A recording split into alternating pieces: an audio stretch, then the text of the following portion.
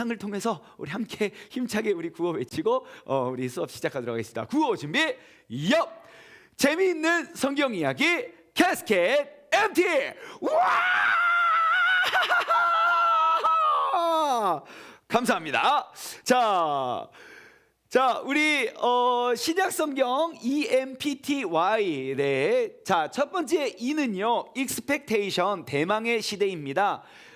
기원전 430년에서 기원전 6년까지가 expectation, 대망의 시대. 우리는 이를 중간사라고 합니다. 그래서 우리는 지난 시간까지 이 대망의 시대에 대해서 함께 나눠봤고요. 그 다음에 M, 메시아 시대입니다. 오늘 이 메시아 시대에 오늘은 큰 그림, 그 메시아 시대의 전반적인 큰 그림을 오늘 다 살펴볼 계획이고요. 그 다음에 기간은요, 기원전 아이고 죄송합니다. 자, 기원전 6년부터 기원 후 33년까지이고요. 자, 그 다음에 펜타코스트 오순절 시대 기원 후 33년부터 AD 65년까지이고요. 그 다음 티칭, 가르침의 시대입니다. 기원 후 33년부터 AD 95년까지 가르침의 시대. 그 다음에 Y는 yet to come, 아직 임하지 않은 시대. 기원 후 95년부터 지금 이 시대까지가 EMPTY. 그래서 신약 성경은 이 5가지 사건만 기억하면 우리는 신약 성경을 다 끌 수 있습니다. 신약 성경은 어렵지 않습니다. EMPTY, MT만 기억하시면 됩니다. 우리 한번 복습해 볼까요? 신약 성경 5개 큰 사건만 기억하시면 됩니다. 뭐죠? expectation, 대망의 시대. 연도는요, 기원전 430년에서 기원전 6년까지입니다. 그래서 그 다음에 이 M은 뭐죠? 메시아 시대. 연도는요, 기원전 6년부터 기원 후 33년까지. P는요, 펜타코스트 오순절 시대. 기원 후 33년부터 65년까지요. 95년. 95년. 그 다음에요, T는 뭐죠? 티칭, 가르침의 시대요. 기원 후 33년부터요 95년까지요. 티칭, 가르침의 시대고요. 그 다음에 TY는요, yet to come, 아직 임하지 않은 시대. 기원 후 95년부터 현재 예수님이 다시 오신 때까지입니다. 우리 장종숙 권사님, 김성숙 권사님, 기합이 아주 엄청난 기합을 제가 이제 봤네요. 감사합니다.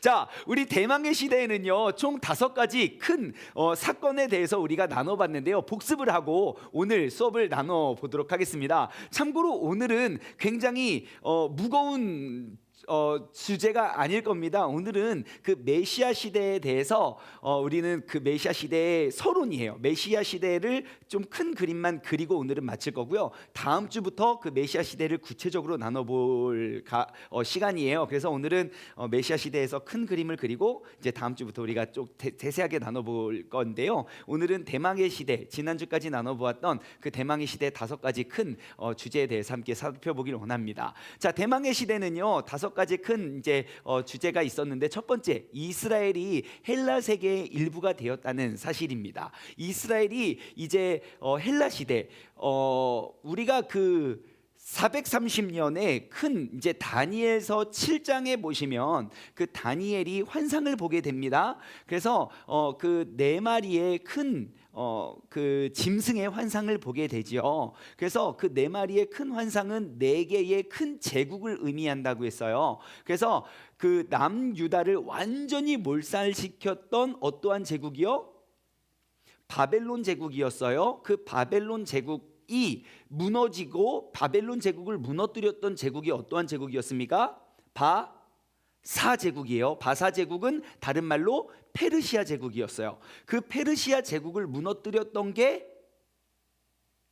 헬라 제국이에요. 그래서 그 이스라엘이 헬라 제국의 일부가 되게 돼요. 그 헬라 제국을 무너뜨렸던 게 그 조금 이따 나와요. 그 헬라 제국의 그 대왕이었던 알렉산더의 후계자들에 의해서 그 고난을 받게 되죠. 그래서 그 대망의 시대, 그 430년에 그 중간사 기간 동안에 그 이스라엘이 알렉산더 후계자들의 전쟁으로 고난을 당하게 되지요. 그게 이제 그 대망의 시대에 있었던 일들이고요. 그리고 근데 그 중간에 그 하나님 그 마카베오 그 마카비 일족을 통해서 이스라엘을 또 구해내게 되지요. 자, 그 다음에 이스라엘이 그 알렉산더가 그냥 일순간 무너지고, 그게 이제 인간의 운명인 것 같아요. 인간이 아무리 훌륭하고 아무리 대단하다 할지라도 그 인간은 또 죽게 돼요. 무너지고 그 죽음의 때는 한순간인 것 같아요. 하지만 그 이스라엘이 또 로마 제국에 의해서 또다시 굴복을 하게 되고요. 그 다니엘의 환상을 통해서 그 성경을 연구했던, 구약을 연구했던 사람들은 그 다니엘의 환상, 그 네 개의 제국이 컸다 섰다, 그러면 그 네 개의 제국이 지고 나면 그러면 진짜 큰 왕, 진짜 큰 별이 뜨게 될 텐데, 그러면 진짜 우리가 꿈꾸고 기다리던 그 메시아가 진짜 오게 될 건데, 그래서 그들은 그 우리의 구원자 메시아가 올 것이라는 걸 정말 대망하게 되었다는 거예요. 그래서 그들이 기다리던 그 메시아를 대망하게 됐다는 거예요. 그래서 이스라엘이 메시아를 고대하게 됩니다. 하나님이 구약에게 주신 그 약속들을 기다리게 되었다는 내용들에 대해서 지난주에 우리가 면밀히 살펴보게 되었어요. 그래서 그 10가지나 되는 그러한 내용들을 우리가 살펴보게 되었습니다. 그리고 그 이야기는 이제 메시아 시대로 이어지게 됩니다. 두둥. 자, 그래서 하나님은 자신의 아들을 메시아의 왕으로 세상에 보내시게 됩니다. 자, 우리가 이제 이 메시아 시대, 이제 이 메시아 이 장을 시작하면서요, 우리는 신약 성경의 이 네 권의 즉 우리는 복음서라고 이야기하는 마태, 마가, 누가, 요한복음을 읽게 될 겁니다. 우리는 이 복음서라는 것을 에반겔리온, 그러니까 그 헬라어로요, 에반겔리온이라는 것, 문자적으로는요, 좋은 소식, 기쁜 소식을 의미하는 에반겔리온이라는 그러한 책을 우리가 계속 더 깊이 나눠보고요. 우리가 알고 있는 그냥 그 복음서에 대해서 우리가 함께 살펴보길 원하는데요. 이 사복음서는 그 메시아 시대에 해당하는 그러한 성경입니다. 그래서 아마 여러분들이 대부분 잘 알고 있는 내용이고요. 그리고 우리가 그냥 이게 복음서를 읽으면서 우리가 자칫 그냥 얼핏 잘 모르고 그냥 스쳐 지나갔던 그러한 내용들, 아마 잘 몰랐던 내용들, 혹은 이게 잘 생각해 보지 못했던 내용들에 대해서 다시 한번 우리가 짚어보고 점검해 볼 수 있는 그런 귀중한 시간이 되지 않을까 싶습니다. 그래서 그 사복음서는요, 메시아 시대에 해당하는 그런 성경책들이고요. 이 책들은 예수 그리스도의 위격, 그리고 말씀, 그러한 사역들을 제시하고, 그래서 우리가 그 네 개의 복음서를 그냥 상호 보완적으로 함께 면밀히 살펴보고 좀 이렇게 돌아보고 점검하면서 우리가 이렇게 같이 이렇게 비교해 보면서 보는 것이 가장 바람직한 접근이라고 저는 생각해 봅니다. 예수님의 생애와 그리고 사역 여정을 이제 우리가 함께 떠나볼 건데요. 우리가 이 메시아 시대를 크게 두 개의 파트로 우리가 함께 나눠볼 겁니다. 1부 그리고 2부. 그래서 그 메시아 시대 1부는요, 예수님의 탄생과 공생의 사역의 이전의 모습을 우리가 함께 살펴볼 거고요. 그래서 이제 그 1부는요, 예수님이 여호와의 말씀이 그 세례 요한, 그 침례 요한에게 임하는 그 순간까지 우리가 예수 생애의 메시아 시대 1부로 나눠볼 거고요. 그 메시아 시대 2부는요, 예수님의 공생애를 따라서 그때부터 예수님의 공생애 사역 시작부터 이제 예수님께서 죽으심과 부활하심까지 우리가 메시아 시대 1부, 2부를 나눠서 이제 앞으로 또 몇 주간 우리가 함께 나눠볼 계획입니다. 자, 그래서 이제 이 이야기들이 이제 예루살렘에서 예수님께서 사역하시는 모습 하고, 그리고 예수님께서 죽으심과 부활하심으로, 그리고 그 다음에 이제 펜타코스트, EMP, 펜타코스트, 예수님이 이제 성령님을 대망하고 기다리는 모습으로 이제 오순절 시대로 이어지는 모습까지 우리가 함께 나눠보도록 하겠습니다. 자, 오늘은 제가 앞서 말씀드린 대로 이제 그 메시아 시대를 우리가 이제 큰 그림을 그리는 모습으로 오늘은 아마 어쩌면 우리가 이미 잘 알고 있는 그 복음서의 큰 그림을 그리는 모습을 우리가 함께 살펴보고요. 다음 주부터 이제 여기에 기록되어 있는 메시아 시대 조목조목 이렇게 우리가 하나씩 이렇게 쭉 살펴볼 계획인데요. 미리 보는 메시아 시대, 우리 복음서의 큰 그림을 한번 오늘 쫙 한번 그려보는 시간을 갖도록 하겠습니다. 자, 우리 신약 시대의 두 번째 시대는 EMPTY, 5개 중에 두 번째 시대는 메시아 시대입니다. 왜냐하면 이 시대는 메시아이신 예수 그리스도의 생애와 사역, 즉 예수 그리스도의 탄생, 그리고 공생의 죽음, 부활, 그리고 승천까지 다루고 있기 때문에 그 모든 이야기가 예수 그리스도에 관련된 이야기이기 때문에 메시아, 메시아라고 이름을 정하였다는 것을 여러분 기억하시기 바랍니다. 예수님께서 오셨다는 것은요, 하나님이 구약 성경에서 하신 그런 모든 약속들에 대한 성취라는 것을 우리는 꼭 기억해야 됩니다. 그 예수님께서 이 땅에 오셨다는 것은요, 그 사가랴가 누구죠? 사가랴 누구죠? 자, 누구의 아버지요? 요한. 어떤 요한이요? 예, 세례 요한이죠. 그 침례교회에서는 침례 요한이죠. 그 사가랴의 와이프의 이름은 뭐죠? 엘리사벳과 사가랴의 특징은 뭐죠? 노부부예요. 근데 특징은 뭐죠? 아기가 없었어요. 노부부인데 아기가 없는 사람이 또 누가 있었는데?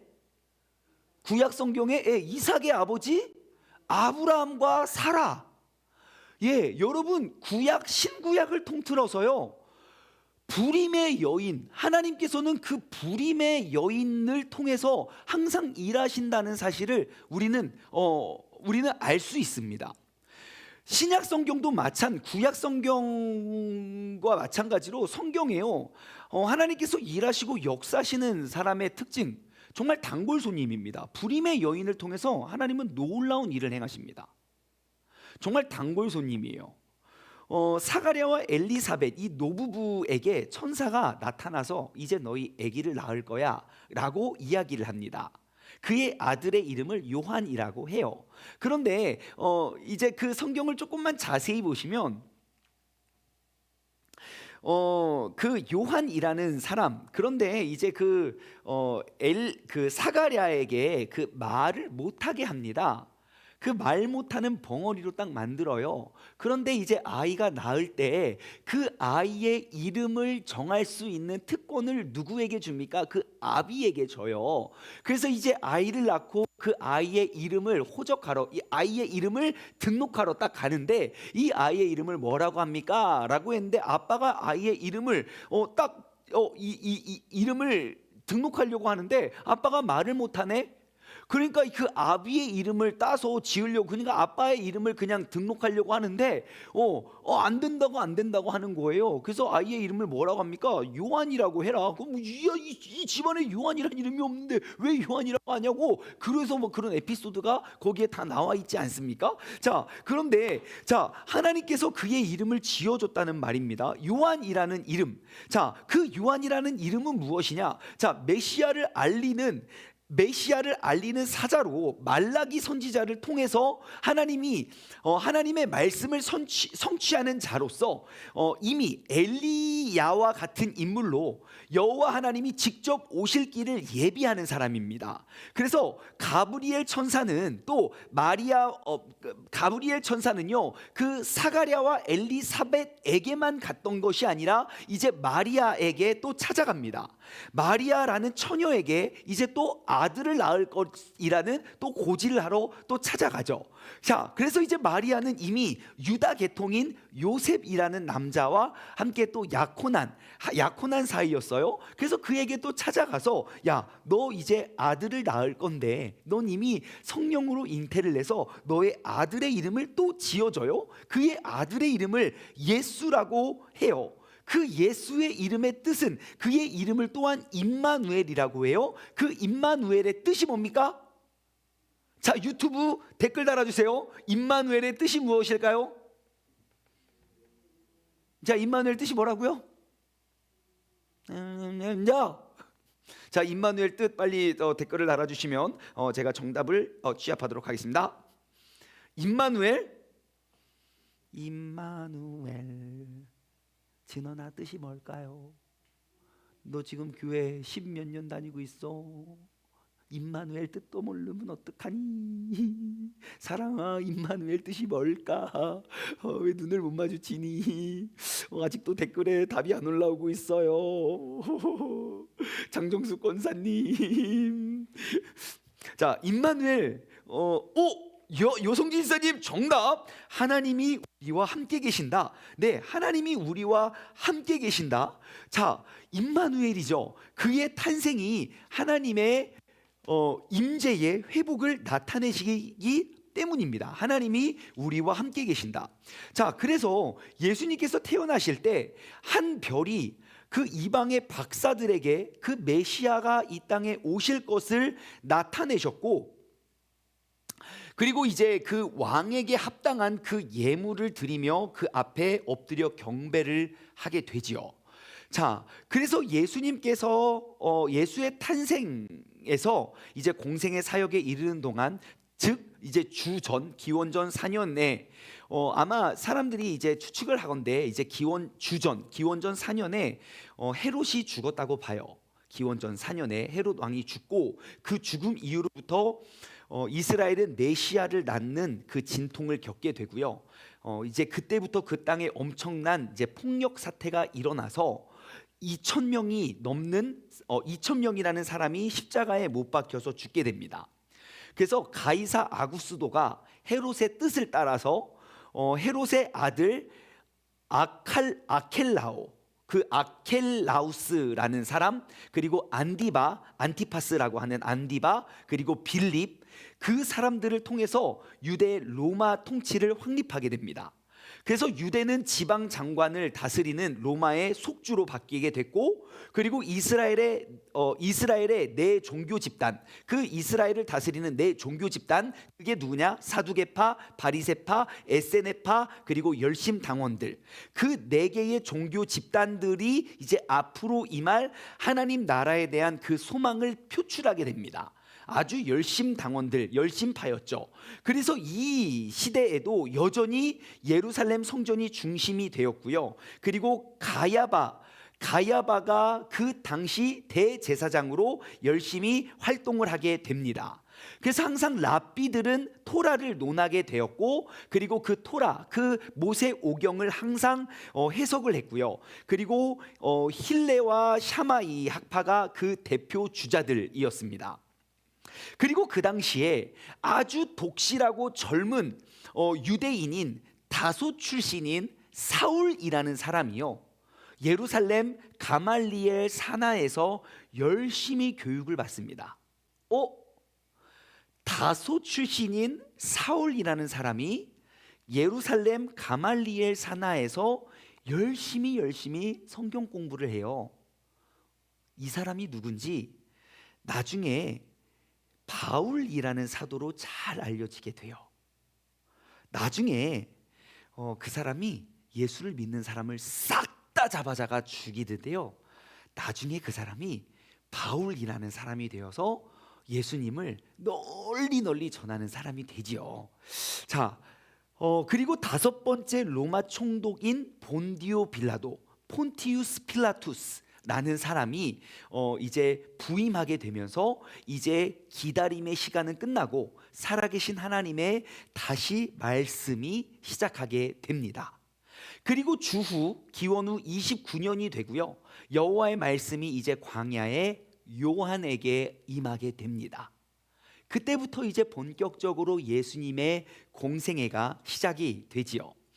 자, 이제 주 29년이 됐고요. 여호와의 말씀이 이제 광야의 요한, 우리가 알고 있는 그 세례 요한에게 임하게 되고요. 그는 이제 회개의 세례를 선포하게 됩니다.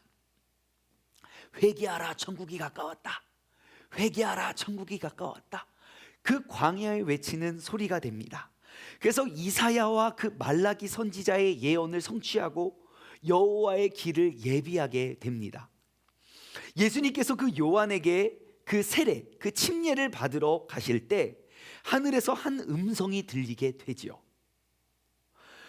그가 하나님의 사랑하시는 아들이라고 선포하게 되고요. 예수님께서는 그 광야에서 마귀에게 시험을 당하게 됩니다. 그리고 예수님께서 어떻게 하시게 됩니까?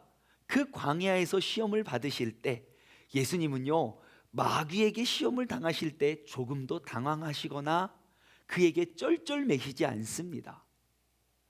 예수님은 마귀에게 시험을 당하실 때 성령에게 이끌려 가심을 우리는 알 수 있습니다. 여러분, 우리가 마귀에게 시험을 당할 때 항상 우리를 이끌으시는 분이 성령님임을 기억하셔야 됩니다. 여러분, 우리가 인생을 살면서 우리는 갖가지 시험을 당하게 됩니다. 여러분, 그런데 우리는 너무너무 그 시험 속에서 우리는 힘들고 절망적으로 너무너무 괴로움 속에 우리는 이끌려감을, 우리는 우리를 시험 속으로 이끌어가는 분이 성령님임을 우리는 망각하고 살아갈 때가 너무너무 많다는 거예요. 여러분, 꼭 기억하십시오. 우리를 시험 속으로 이끌어가는 건 성령님이라는 사실을. 항상 시험 속으로 다가갈 때 우리를 그 시험 속으로 이끌어 가시는 분은 성령님임을, 우리에게 그 시험을 허락하시는 분이 성령님임을 기억한다면 예수님처럼 우리가 그 성령의 능력으로 담대히 나아가 능히 헤쳐나가고 이길 수 있는 사람임을 여러분, 우리가 선포하고 나아갈 수 있는 믿음의 사람 되기를 주님의 이름으로 축원합니다. 예수님이 어떻게 하십니까? 조금도 당황하지 않습니다. 기록되었으되, 기록되었으되, 기록되었으되. 예수님은 기록된 말씀으로 선포하고 물리치십니다. 어떡하지, 어떡하지, 어떡하지, 주여, 주여, 당황하거나 힘들어하지 않습니다. 기록되었으되, 기록되었으되. 여러분, 이미 기록된 말씀으로 그 마귀를 물리치십시오. 이미 나를 그 시험에 몰고 가는 그 하나님, 이미 나로 하여금 그 시험은 이미 내 안에 있는 믿음을 확인하고 점검하고 이길 힘과 능력을 나에게 허락하신 그 하나님을 믿고 여러분 선포하고 나아가고 승리하시기 바랍니다.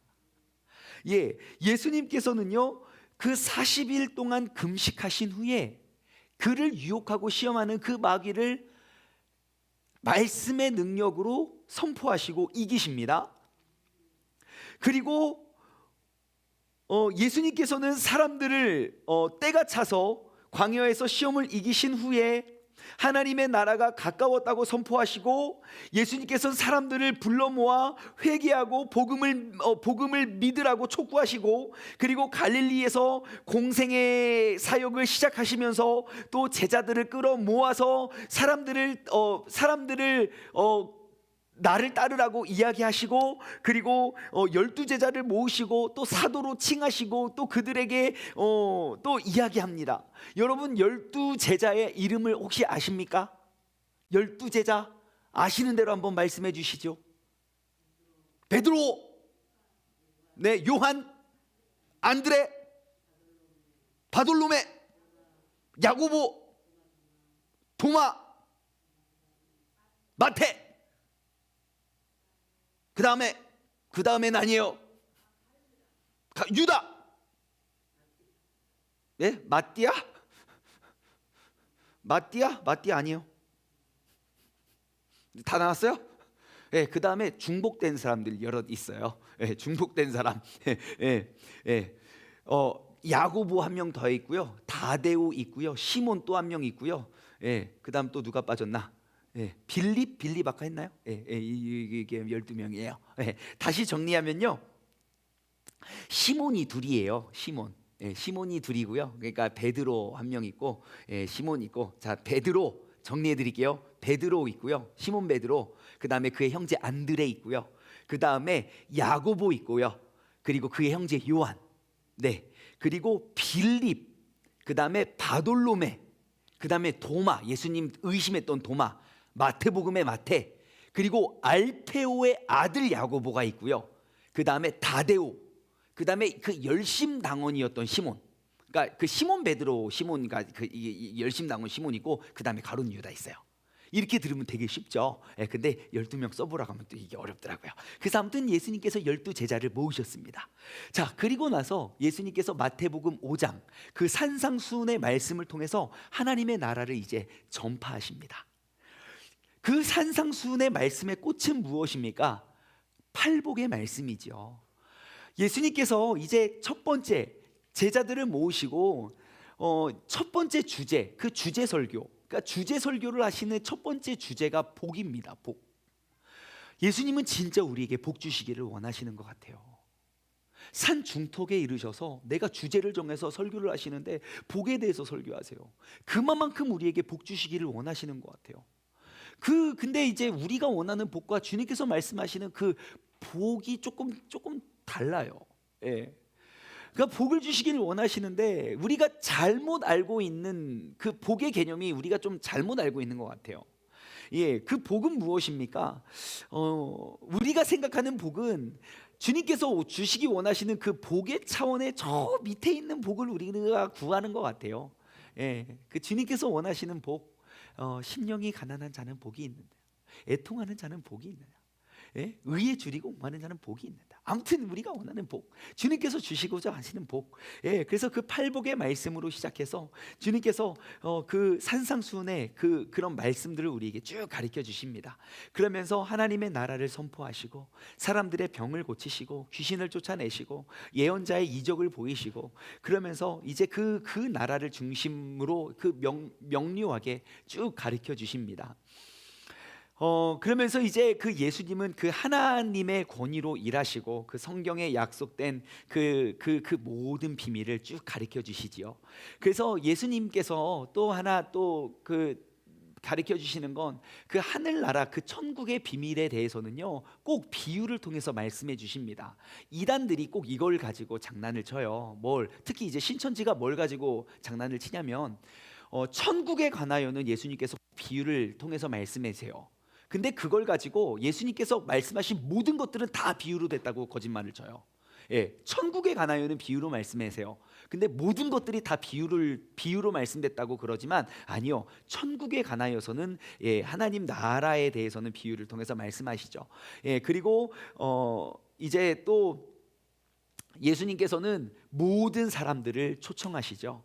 예, 근데 이제 거기에서 갈등이 시작돼요.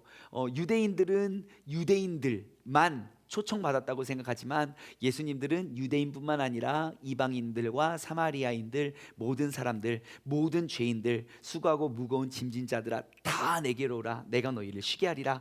그리고 모든 이방인들과 종교인들과 죄인들을 다 초청하여서 자신을 믿고 용서받고 회개의 열매 그리고 천국을 얻으라고 초청하시고요. 세상에서 버림받은 자들, 사마리아인과 죄인과 그런 여인들과 그리고 어린아이인과 노인들까지도 다 내게 오라고. 그래서 그들 버림받은 자들까지도 그들과 함께 초청하시고, 그리고 가장 죄인으로 여겼던 멸시받고 천대받았던 그런 세리와 죄인들까지도 그들과 함께 식사를 나누시면서 하나님의 나라는 회개하고 또 모든 자에게 천국은 모든 자들의 것임을 예수님께서는 친히 보여주셨고, 모든 자들에게 열려 있다고 주님께서는 친히 보여주셨지요. 자, 그래서 예수님께서는요 항상 그런 천국은 모든 자들의 것임을 우리에게 명명백백 보여주셨다는 것 우리는 알 수 있습니다.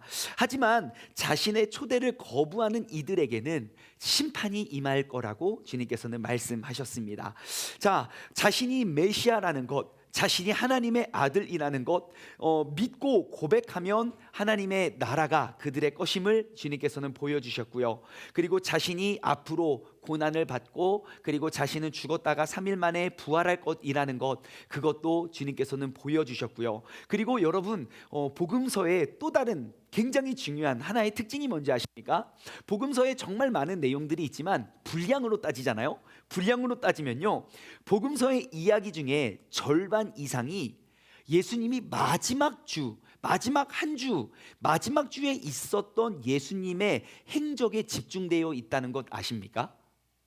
마지막 일주일 예수님이 고통당하시고, 여러분 복음서를 빨리 읽으면요, 복음서가 되게 길어요. 그러니까 신약 성경이 27권인데 그 중에 그러니까 20장이 넘는 책이 몇 개 없어요. 20장이 넘는 책이 마태, 마가, 누가, 요한, 사도행전밖에 없을 거예요. 계시록하고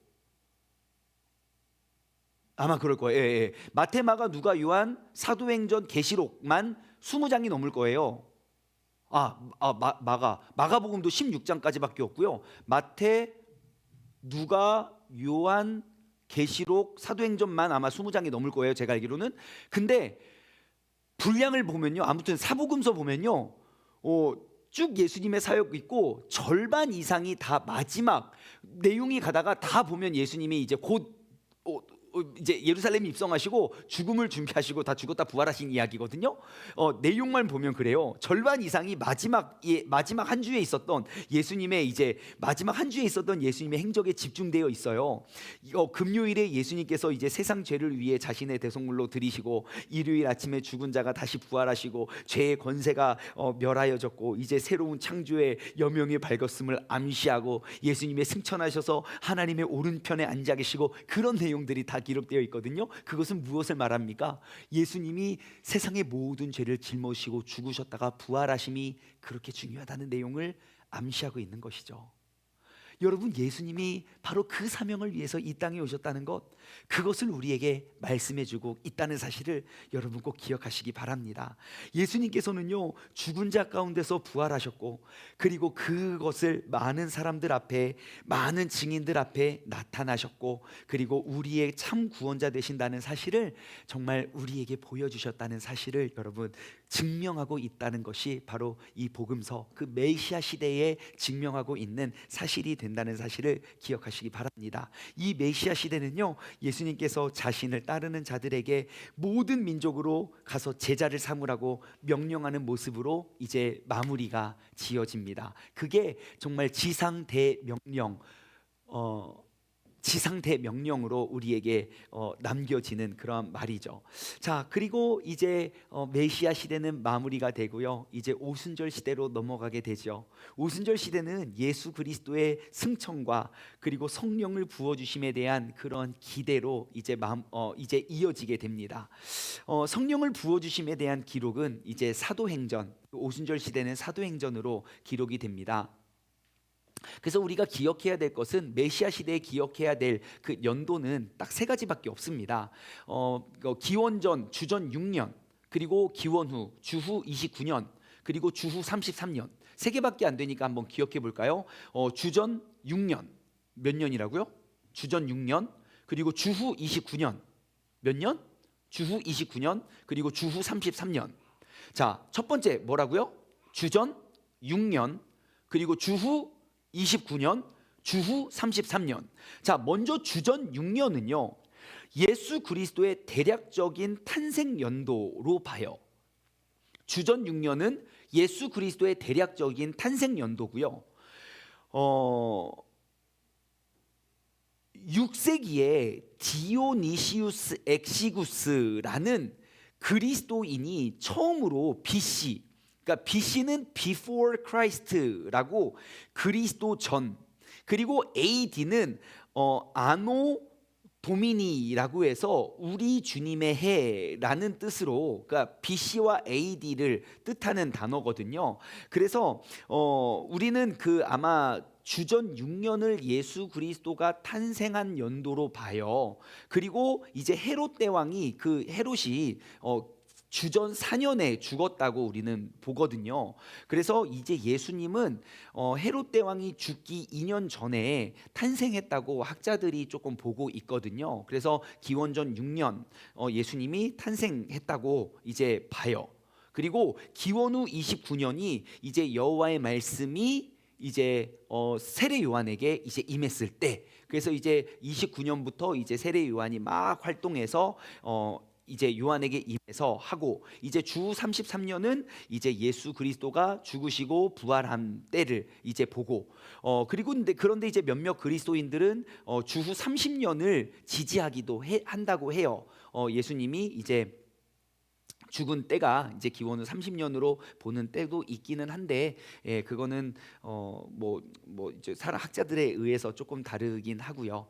그래서 네, 그거는 모르고, 근데 아무튼 우리는 주후 한 33년을 우리는 보고 있고요. 마지막으로 우리가 조금 기억해야 될 인물들, 핵심 인물, 이제 메시아 시대에 기억해야 할 핵심 인물은 예수 그리스도, 당연히 예수 그리스도, 그리고 이 시대에 우리가 살펴볼 거, 그리고 세례 요한, 그리고 예수님의 12제자. 12제자 이름 기억나십니까? 누구누구죠? 시몬 베드로, 그의 형제 안드레, 그 다음에 세베대의 아들 야고보 요한, 그 다음에 빌립 바돌로메, 도마, 마테, 알페오의 아들 야고보, 그 다음에 다데오, 그 다음에 시몬 가룟 유다. 네, 끝입니다. 다시 한번. 자, 시몬 베드로, 그의 형제 안드레, 세베대의 아들 야고보 요한, 그 다음에 빌립 바돌로메, 도마, 마테, 알페오 아들 야고보, 다데오, 열심당원 시몬 가룟 유다. 네, 12제자가 있고요. 그 다음에 중요한 유대 지도자로서 안나스 가바야, 그 다음에 헤롯 대왕이 있고요. 그 헤롯 대왕의 아들들, 헤롯 아칼라오, 그리고 헤롯 안디바, 헤롯 빌립 등이 있고요. 그리고 로마의 통치자, 로마의 황제인 가이사 아구스도, 많이 나왔던 이름이고요. 그리고 디베료가 있고요. 그리고 로마 총독 본디오 빌라도, 본디오 빌라도에게 고난을 받으사, 이제 그런 사람들 우리가 좀 이름 정도 알아두면 좋을 것 같습니다. 여기까지가 이제 서론이고요. 우리가 기억해야 될 사건은 이제 이제 그림은 이제 시작할 때 저 메시아 큰 왕관, 우리 파란색 왕관이 저기 우리 대망의 시대로부터 쭉 이어져서 싹 사라지는 것 같아 보이지만 다시 이제 메시아 시대에 진해진다는 거. 우리 구약 시대 하나님의, 지금 카메라는 안 보이죠? 여기 카메라 저기 대망의 시대부터 사라지는 것 같지만 다시 진해지는 거. 이렇게 보면은 하나님께서 이제 구약 성경에 이렇게 잊혀지는 것 같아 보이지만 그 역사는 계속 이어지고, 하나님께서 약속하신 그런 모든 것들이 잊혀지는 듯 보이지만, 하나님께서 구약 그 말라기 시대에 모든 것들이 끝쳐지는 것 같고 하나님이 침묵하시는 것 같아 보이지만, 그 역사는 하나님은 계속해서 일하시고, 유대인들, 하나님이 그 백성들에게 역사하지 않으시는 것 같고, 하나님의 역사는 끝쳐지고 그 유대인 백성들의 핍박은 점점점 과세지는 것 같아 보이지만, 그들의 핍박이 커지면 커질수록 하나님은 그 백성을 더욱더 강하고 더욱더 부강하고 더욱더 강력하게 만드신다는 사실 꼭 기억하시고, 지금 이 한국 교회, 한국 기독교가 더욱더 강하게 핍박을 받고 어려움을 당하고 있지만, 반드시 그 시대 그 역사를 통하여 더욱더 굳건하고 강하게 훈련시키고 더욱더 강하게 만들고 계신다는 사실, 그것이 하나님이 일하시는 방법이라는 걸 여러분 꼭 기억하셨으면 좋겠어요. 그래서 지금 우리가 모이기가 힘들고 우리가 옛날처럼 이렇게 자유롭게 이렇게 연락하기가, 또 이렇게 대면하기가 어려운 이 시기가 바로 우리가 더욱더 강력해질 때가 아닐까 싶습니다. 그래서 여러분들 각자 이렇게 지금 이렇게 각자 있는 그 자리에서 함께 공부하고 성경을 알고 각자 기도하고, 우리가 지금 이제 매일 이제 월화 목토 우리가 월음 기도회 하잖아요. 각자 이렇게 요즘에는 이렇게 카메라를 켜고 우리가 각자 이렇게 기도하는데, 이제 제가 중간중간 이렇게 눈을 뜨고 기도하는 모습들을 봐요. 근데 얼마나 모습만 봐도 얼마나 이렇게 기도가 점점점 뜨거워지는지 몰라요. 여러분 워룸 기도에 초청합니다. 여러분 각자 있는 그 자리에서 각 가정에서 우리가 함께 기도하길 원합니다. 이것은 우리 교회 교인들만 모여야만 하는 것은 아닙니다. 주변에 우리 교인도 좋고 다른 교인도 좋고 우리 지역 있는 사람들만이 아니라 더 넓은 곳에 있는 모든 사람들 다 초청합니다. 여러분 함께 매일 저녁 10시 기도하길 원하는 사람들 다 초대해서 우리가 함께 기도하길 원하니까요. 여러분 같이 우리가 모여서 정말 모이기 힘들고 함께 신앙생활하기 어려워 보이는 이 시기에 우리가 더 뭉치고 더 우리의 신앙을 더 굳건히 우리가 세워갈 수 있는 그러한 기간, 정말 핍박이 많아지고 비난이 더 커져갔을 때 우리가 더욱더 강력해지고 더욱더 단단해질 수 있는 우리 모두가 되었으면 좋겠습니다. 우리 다음 주 이 시간 그 메시아 시대에 대해서 우리가 본격적으로 공부하면서 나아가길 소망합니다. 함께 기도하겠습니다. 하나님 아버지 감사합니다. 우리가 신약 성경의 큰 그림을 그려갈 때 예수님께서 이 땅에 오심을 우리가 그 신약의 역사를 통하여 우리가 증명해 가길 소망합니다. 하나님 아버지, 요즘 우리가 기독교인이라는 사실이 정말 점점점 비난을 당하고 조롱을 당하고 교회를 다닌다는 사실, 내가 그리스도인이라는 사실만 가지고도 충분히 세상에 손가락질을 당하고 비난과 조롱을 당하는 시대를 우리가 살아가고 있습니다.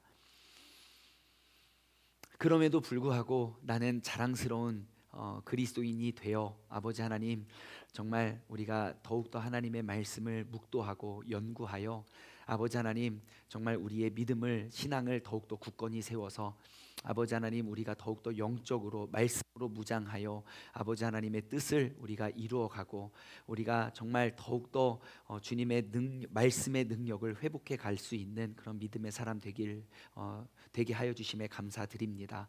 항상 여느 때나 우리 그리스도인들이 핍박을 당하고 어려움의 때에 하나님은 그들을 더욱더 강하게 훈련시키셨고 그 이스라엘 백성, 택하신 백성들을 더욱더 부강하고 더욱더 강력하게 훈련시켰던 것처럼 오늘날 이 그리스도인들에 대한 비난과 비방과 조롱의 때에 정말 우리를 더욱더 강하게 훈련시키셔서 정말